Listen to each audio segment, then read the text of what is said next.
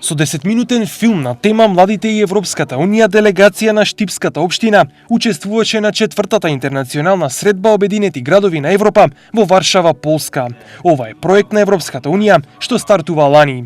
Во него се вклучени 6 градови од исто толку европски држави, и тоа Бугарија, Португалија, Италија, Полска, Франција и Македонија. Македонски представник е Штип.